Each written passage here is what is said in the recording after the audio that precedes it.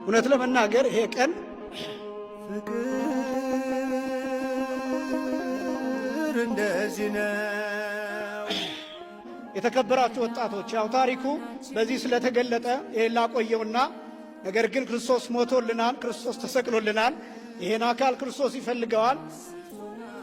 ይሄ ቀን እጅግ በጣም ከባድ ነው።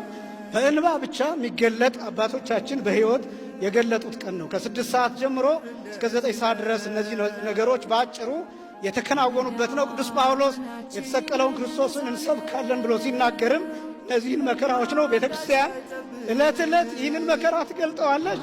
ይሄ መከራ ለሁላችን የተሰጠ ነው። በሕይወት የምንገልጠው ነው። ክርስቶስ ለአዳምና ለሔዋን እንደ ካሰ ለማጠየቅ ተራቁቶ ሙሉ ራቁቱን ሆኖ የተመሳቀለው እንጨት ላይ 7 እጽዋት ላይ ገላው ያረፈው ልክ 6 ሰዓት ላይ ነው።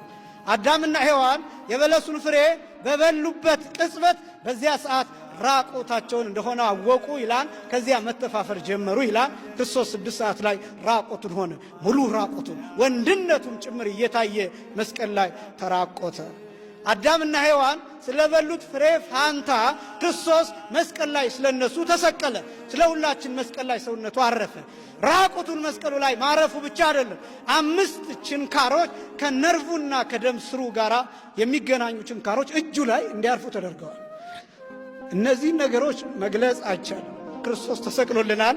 ይሄን አካል ክርስቶስ ይፈልገዋል።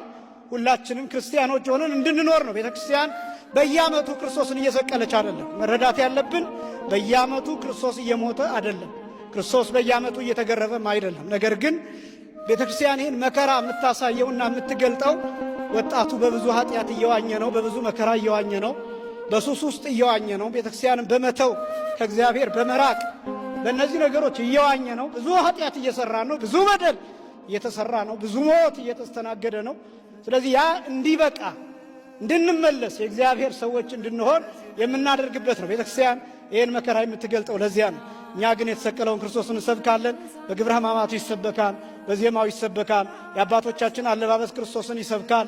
እነዚህ የተሰቀሉት ነገሮች የምትመለከቷቸው ክርስቶስን ይሰብካል። ወንጌሉ ክርስቶስን ይሰብካል። ጽዋው፣ ጻሕሉ፣ ነዋያተ ቅዱሳቱ ክርስቶስን ይሰብካሉ። ይቀጥላል። ክርስቶስ የሚሰበከው በዚህ ቤተክርስቲያን ዛሬ ብቻ አይደለም።